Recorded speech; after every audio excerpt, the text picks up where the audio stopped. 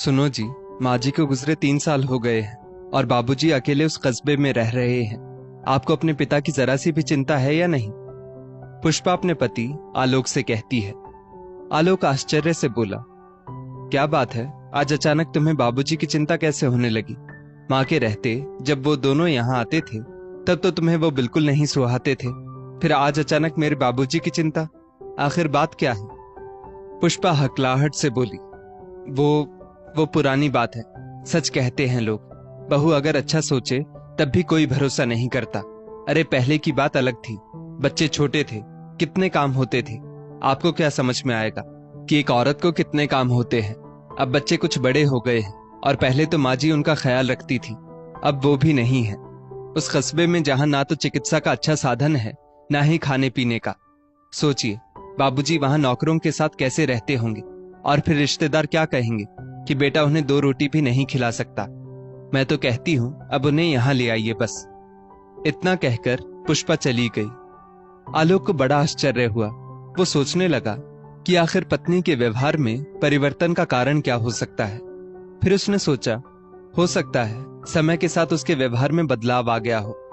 यही सोचकर वो खुश हो गया और अपने पिता को फोन करके उनका हालचाल पूछने लगा और बोला, पापा अब बहुत हुआ काम, आप नौकरी छोड़कर हमारे साथ रहिए। कितने दिन अकेले रहेंगे और नौकरों के हाथ का खाना कब तक खाएंगे? मैं आपको भरोसा दिलाता हूँ, यहाँ आपके सम्मान में कोई कमी नहीं होगी। आलोक के पिता राम उदय बाबू बोले, बेटा आलोक, तुम्हारी माँ सही कहती थी, तुम बहुत सीधे हो। शायद तुम्हें याद नहीं कि अगले महीने मैं रिटायर हो रहा हूँ, पर इसकी खबर मैंने बहू को दी थी। हो सकता है व्यस्तता के कारण वो तुम्हें बताना भूल गई हो। एक पल को आलोक का दिमाग ठनका, फिर उसने सोचा, नहीं, इस लोभ में पुष्पा पापा को अपने पास रहने नहीं बुला रही होगी। हो सकता है वो सच में बताना भूल गई हो। इधर पुष्पा अपनी माँ को फोन करके बोली, माँ तुम्हारे दामाद बिल्कुल बुद्धू हैं।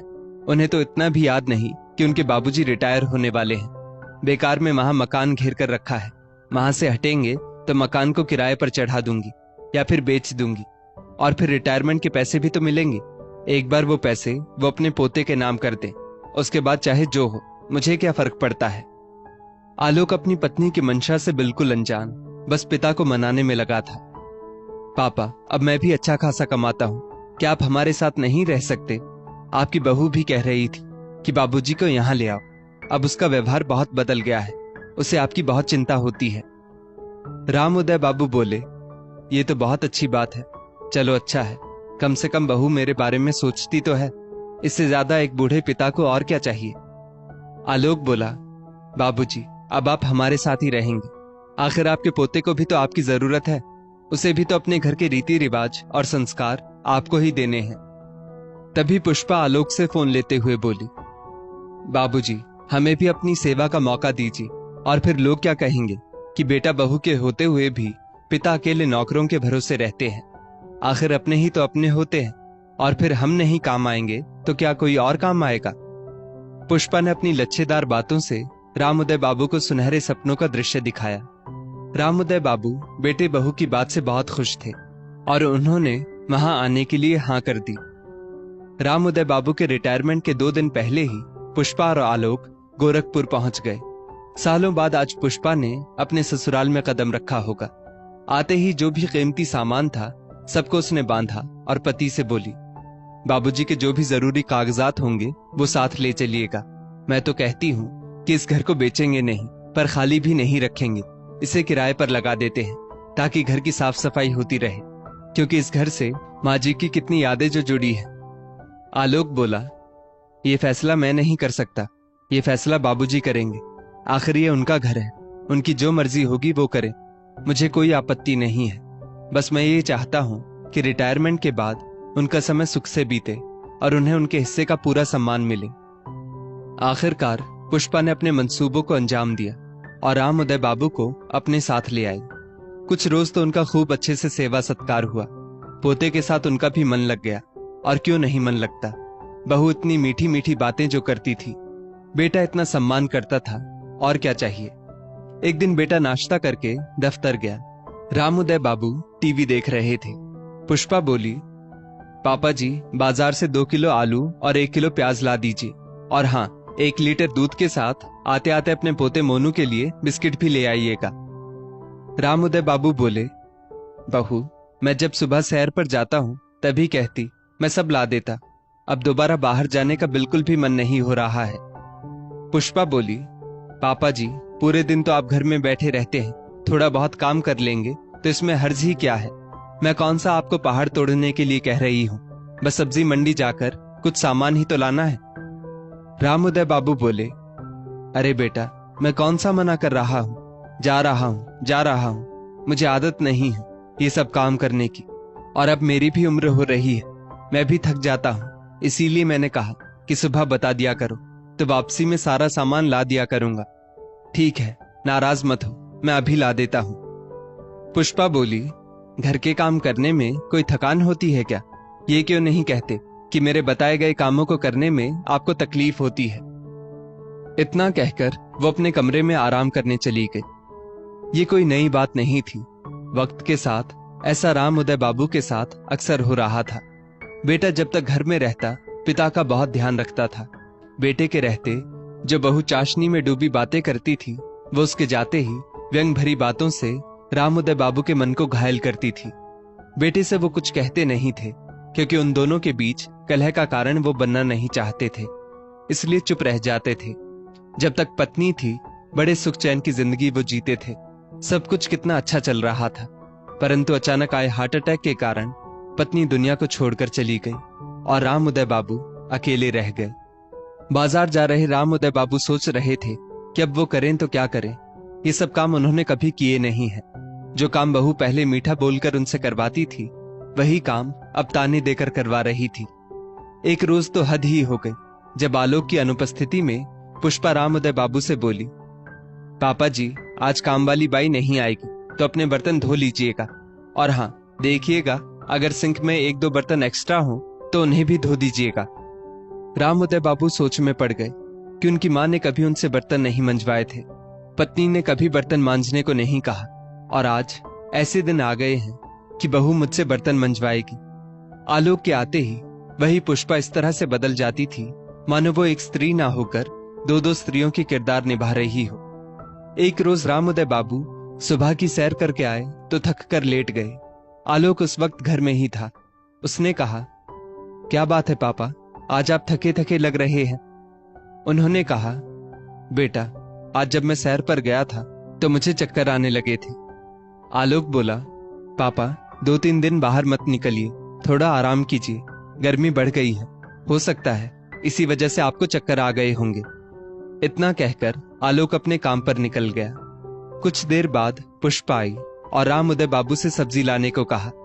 उन्होंने कहा भी कि बहू, मेरी तबीयत ठीक नहीं है। पुष्पा बोली, पापा जी, सब्जी नहीं लानी है तो मत लाइए, कम से कम तबीयत खराब होने का बहाना तो मत कीजिए। अब घर में रह रहे हैं तो कुछ तो काम करना ही होगा। राम उदय बाबू बोले, ठीक है बहू, मुझे कुछ खाने को दे दो, थोड़ी सी ताकत आ जाए तो जाकर बाजार से सामान ले आता हूं। पुष्पा ने 2 रोटी और सब्जी लाकर उनके सामने रख दी। राम उदय बाबू बेचारे चुपचाप खाना खा सब्जी लेने के लिए निकल गए। उसी अवस्था में वो सब्जी लेकर वापस आ रहे थे तो उनकी हालत पस्त हो रही थी। किसी तरह वो घर आए और सब्जी टेबल पर रखकर अपने कमरे में जाकर बिस्तर पर पसर गए। पत्नी की तस्वीर को सीने से लगाकर फपक फपक कर रोने लगे। क्यों मुझे छोड़ गई अकेला? तुम जानती थी मैं तुम्हारे बिना कुछ नहीं कर पाऊंगा, फिर मुझे किसके भरोसे छोड़ गई? पुष्पा अपने कमरे से निकलकर आई और बोली, पापा जी, ये रोकर क्या जताना चाहते हैं कि हम आपके साथ अच्छा व्यवहार नहीं करते हैं?